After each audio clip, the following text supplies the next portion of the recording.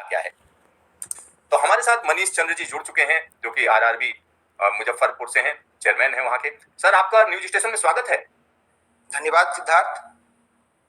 Sir, अगर हम इस रिक्रूटमेंट की बात करें, जो कि एनटीपीसी का एग्जाम बोला जाता है, ज्यादातर लोग इसी नाम से जानते हैं, तो इसमें सर ये कितना बड़ा एग्जाम होता है अगर हम इसकी बात करें, और इसमें किस तरीके के पद होते हैं? सिद्धार्थ, इसमें टोटल 35,281 पद अधिसूचित थे और इसमें करीब 1,25,00,000 अभ्यर्थियों ने अप्लाई किया था और ये बहुत मैसिव एग्जाम है। इसमें 6 लेवल के पद थे, 5 लेवल के पद थे बेसिकली। लेवल 2, लेवल का मतलब पे लेवल होता है, तो लेवल पे लेवल 2 से लेकर 3, 4, 5 और 6 के पद थे और सभी पदों की वैकेंसियां जोड़कर 35,281 थी। सिद्धार्थ सर, यहाँ पर जब इस एग्जाम की बात करते हैं तो CBT 1 का रिजल्ट आप लोगों ने जारी किया जी, और रेलवे का दावा है कि जैसा कि जो नोटिफिकेशन में था कि 20 गुना अभ्यर्थियों को लिया जाएगा अगले राउंड के लिए, तो उनको सिलेक्ट किया गया है। लेकिन जो अभ्यर्थी हैं वो कह रहे हैं 20 गुना कैंडिडेट लेने की बजाय 20 गुना रोल नंबरों को CBT 2 के लिए क्वालिफाई कर दिया गया। अब एक बड़ा सवाल उठ रहा है कि जो उम्मीदवार क्वालिफाइड हैं उनके रोल नंबर एक से ज्यादा बार काउंट किए गए। तो ये जो बार बार सवाल उठाया जा रहा है कि रेलवे दावा कर रही 20 गुना और वो कह रहे नहीं साहब 20 गुना नहीं है, क्या कहेंगे सर इस पर? सिद्धार्थ, जैसा कि मैंने बताया कि टोटल 35,281 पोस्ट थे या वैकेंसियां थी और हम लोगों ने एग्जैक्टली 20 गुना अर्थात 7,05,446 अभ्यर्थियों को शॉर्टलिस्ट किया है CBT 2 के लिए। इसमें ये मैं चार्ट दिखाना चाहूंगा। इसमें हम लोग देख सकते हैं कि लेवल 2 का पद है, इसका पे स्केल इनिशियल पे 19,990 होता है। इसमें जूनियर क्लर्क, अकाउंट क्लर्क वगैरह पोस्ट होते हैं। ये इसमें मिनिमम एजुकेशनल क्वालिफिकेशन 10+2 है। इसका मतलब ये नहीं है कि ये एक्सक्लूसिवली 10+2 वाले कैंडिडेट्स के लिए रिजर्व पोस्टें हैं। ये मिनिमम क्वालिफिकेशन है, अर्थात लीगली जो इससे ऊपर क्वालिफिकेशन वाला है, जैसे ग्रेजुएट है, पोस्ट ग्रेजुएट है, ऑल सच कैंडिडेट्स एलिजिबल हैं इसके लिए कम्पीट करने के लिए। अब इसकी वैकेंसी देख लें। इसमें 5,663 वैकेंसीज थी और इसमें जस्ट 20 गुना अर्थात 1,13,301 अभ्यर्थियों को शॉर्टलिस्ट किया गया है नेक्स्ट स्टेज के लिए। इसी तरह से लेवल 3 जो है उसकी मिनिमम क्वालिफिकेशन 10+2 है और अगेन इसमें ग्रेजुएशन के भी लोग आ सकते हैं। इसमें भी 20 गुना अभ्यर्थियों को शॉर्टलिस्ट किया गया अगले स्टेज के लिए। उसी तरह से 4, 5, 6 जो कि ग्रेजुएशन लेवल के पोस्ट हैं। अब ये पे लेवल का अंतर देखें। जो 2 लेवल का पद है उसका पे स्केल 19,990 है और जो 6 लेवल का पद है उसका इनिशियल पे 35,400 अर्थात काफी अंतर है। लेकिन अगर आप टोटल रिक्तियों को देखें तो हर ग्रेड में 20 गुना कैंडिडेट्स को अगले स्टेज के लिए शॉर्टलिस्ट किया गया है, अर्थात 35,000 वैकेंसी के लिए 7 लाख से ऊपर अभ्यर्थियों को शॉर्टलिस्ट किया गया है सेकेंड स्टेज के लिए। इसमें एक और स्लाइड में दिखाना चाहूंगा जिसमें कुछ रूल पोजीशन है। हाँ, जैसे इसमें आप देखें बड़ा क्लियर किया गया था नोटिफिकेशन में कि जो फर्स्ट स्टेज CBT है वो कॉमन होगा, सबके लिए कॉमन होगा, सब पद के लिए कॉमन होगा। इसका लेवल 10+2 रखा गया था। दूसरा, ये स्क्रीनिंग नेचर का होगा, एक तरह से क्वालिफाइंग नेचर का होगा, जिसका पर्पस है कि हम लोग इसमें जो मार्क्स आएगा कैंडिडेट्स को उसके आधार पर सेकेंड स्टेज CBT के लिए कैंडिडेट्स को शॉर्टलिस्ट करेंगे लेवल वाइज, जो कि मेरिट और ऑप्शन के आधार पे होगा। ऑफ कोर्स एलिजिबिलिटी भी होगा। जैसे जो 10+2 पास कैंडिडेट्स हैं वो केवल लेवल 2 और लेवल 3 के लिए शॉर्टलिस्ट होंगे, लेकिन जो ग्रेजुएट है वो सारे लेवल के लिए शॉर्टलिस्ट हो सकता है। इसी तरह से एकदम स्पष्ट किया गया था कि सेकेंड स्टेज CBT होगा वो कॉमन नहीं होगा, वो सेपरेट होगा।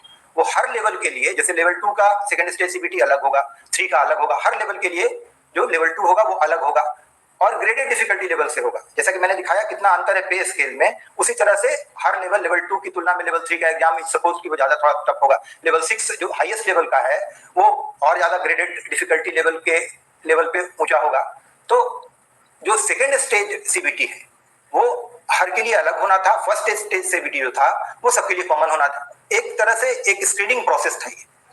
आगे बढ़े तो एकदम क्लियर किया गया है कि कैंडिडेट्स जो हैं वो एक कैंडिडेट्स जो हैं वो एक लेवल से सेकंड स्लाइड प्लीज, सेकंड, हाँ बस, कैंडिडेट्स जो हैं वो एक लेवल से ज्यादा लेवल के लिए शॉर्टलिस्ट हो सकते हैं। इस आधार पे तो अपनी मेरिट, चॉइस और एलिजिबिलिटी क्या है, 10+2 या ग्रेजुएशन है। अगर मेरिट में बहुत ऊंचा भी अगर 10+2 वाला कैंडिडेट है तो वो एलिजिबल नहीं है लेवल 4 के लिए, 5 के लिए, 6 के लिए। तो वो अगर शॉर्टलिस्ट भी होगा अपनी एलिजिबिलिटी और मेरिट से, तो वो केवल लेवल 2 और लेवल 3 के लिए होगा, लेकिन दोनों के लिए वो शॉर्टलिस्ट हो सकता है अगर उसके पास मेरिट हो। लेकिन जो ग्रेजुएट कैंडिडेट है वो पांचों लेवल के लिए टेक्निकली शॉर्टलिस्ट हो सकते हैं। तो फर्स्ट स्टेज सीबीटी कॉमन था और सेकेंड स्टेज सीबीटी जो है वो करस्पॉन्डिंग पे लेवल के लिए अलग अलग होगा। और जो हमारा जो नोटिफिकेशन था उसमें ये था कि जो शॉर्टलिस्टेड कैंडिडेट्स होंगे वो 20 टाइम्स होंगे कम्युनिटी वाइज वैकेंसीज और पोस्ट्स नोटिफाइड अगेंस्ट आरआरबी। हर आरआरबी का जो पोस्ट नोटिफाइड है जिस लेवल का, उसके 20 गुना कैंडिडेट्स को सिलेक्ट किया जाएगा in order of merit first stage CBT में, और चॉइस के आधार पर। अगर एलिजिबल है, चॉइस एक से ज्यादा पोस्ट के लिए दिया है उसने, हर के कट ऑफ से ऊपर आ रहा है, तो वो एक लेवल से ज्यादा लेवल के लिए भी वो शॉर्टलिस्ट हो सकता है, परंतु उसको हर अलग लेवल के लिए अलग सीबीटी में अपीयर होना पड़ेगा। तो एक चीज तो है इसमें कि एक कैंडिडेट जो है वो एक से ज्यादा लेवल के लिए क्वालिफाई कर सकता है। इसमें मैं बताना चाहूंगा कि पहले जो थे एनटीपीसी के सेकेंड स्टेज सीबीटी के लिए जो कैंडिडेट्स को शॉर्टलिस्ट किया जाता था वो वैकेंसी के 10 गुना ही किया जाता था। तो इस एस्पेक्ट को ध्यान में रखते हुए कि ज्यादा लेवल के लिए वो शॉर्टलिस्ट हो सकते हैं, इस बार 20 गुना कैंडिडेट्स को शॉर्टलिस्ट किया गया है। तो मतलब ये तो क्लियर है चार्ट से कि 20 गुना लोगों को शॉर्टलिस्ट किया गया है। ठीक है, कुछ लोग एक लेवल से ज्यादा लेवल में क्वालिफाई किए हैं जो एज पर रूल है, लेकिन अगेन 10 गुना की जगह जो पहले होता था हम लोगों ने 20 गुना कैंडिडेट्स को सिलेक्ट किया है या शॉर्टलिस्ट किया है। सिद्धार्थ सर, इसमें जो बेसिक सवाल है सर, इसी का एक सप्लीमेंट्री है कि अगर हम नंबर ऑफ कैंडिडेट्स की बात करें तो जैसा रेलवे कह रही है कि हमने जो सिलेक्ट किए हैं वो 7,05,446, तो इसमें रिपीट भी है लोग, यानी एक ही। तो अगर हम नंबर ऑफ पर्संस की बात करें तो कितने लोग हैं इसमें? ये सवाल बार बार उठ रहा है नंबर ऑफ पर्संस की अगर हम बात करें। सिद्धार्थ, मैंने इस डेटा को आज कलेक्ट करने की कोशिश की है सारे आरआरबी से, और मेरे पास जो डेटा है उसके अनुसार अगर यूनिक रोल नंबर की बात करें कि एक रोल नंबर 4 जगह नहीं रिपीट हो, एक ही जगह रिपीट हो, तो ऐसे 3.84 लाख कैंडिडेट्स हैं जो यूनिक रोल नंबर के हैं, अर्थात कि मतलब रिपीट हुए हैं लेकिन 3.84 कैंडिडेट्स अलग हैं, मतलब डिफरेंट हैं। तो इस हिसाब से भी अगर हम लोग देखें तो हमारी जो रिक्ति है 35,000 और यूनिक कैंडिडेट शॉर्टलिस्टेड है 3.84 लाख, तो ये जो है 10 गुना 11 गुना से थोड़ा ज्यादा ही है।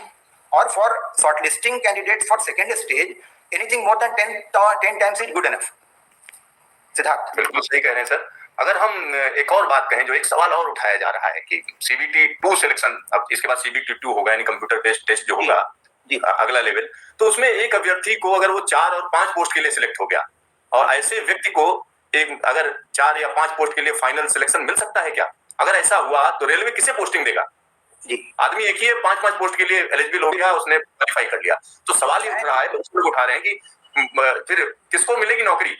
जी सिद्धार्थ, मैं इसमें क्लियर करना चाहूंगा, अगर आप थर्ड स्लाइड दिखा सकें, इसके एक बाद के बाद वाला स्लाइड, बस।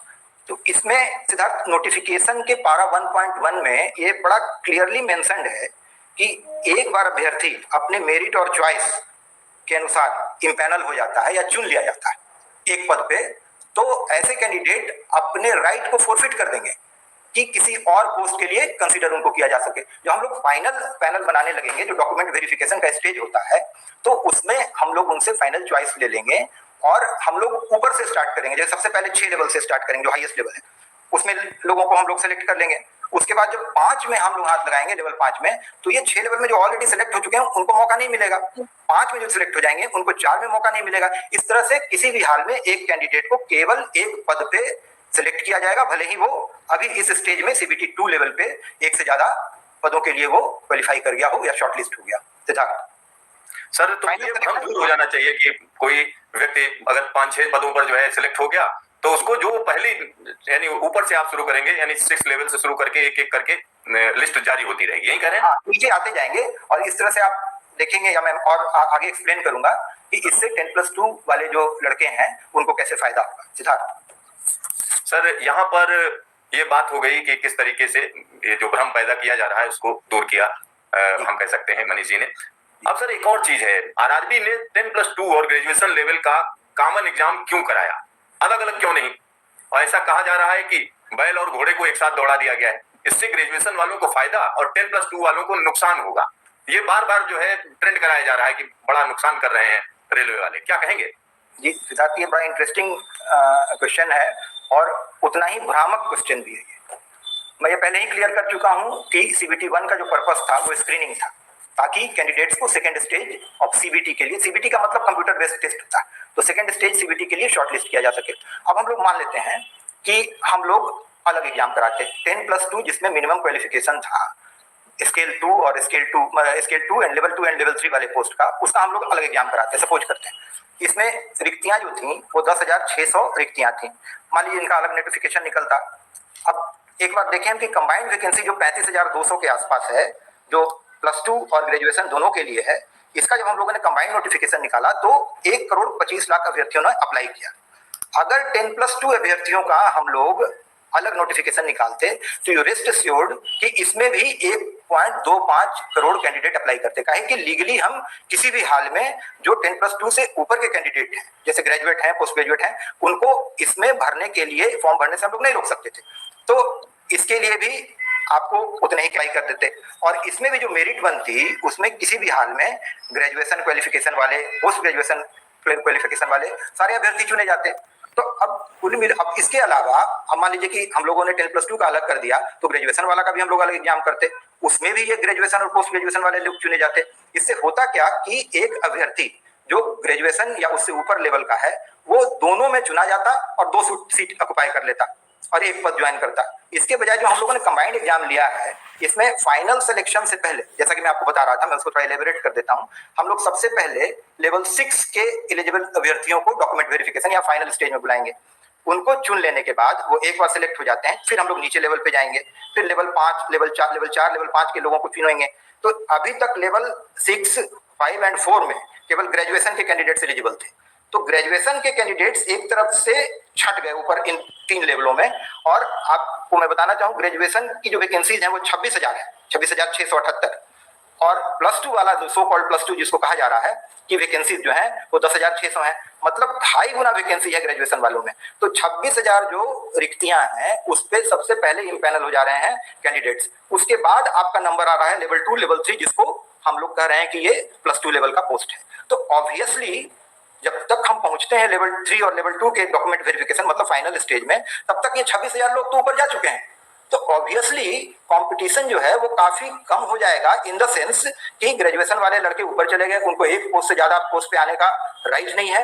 तो जो नीचे 3 और 2 के जो लेवल के पोस्ट हैं वो तो ज्यादा ओपन हो जाएगा ना, 10+2 जिसकी एलिजिबिलिटी है उसके लिए। तो किसी भी हाल में ये तो फायदेमंद है ना कंबाइंड एग्जाम कराना। सिद्धार्थ सर, सही डिसीजन है, इसमें फायदा ही हो रहा है उनको। सर यही बात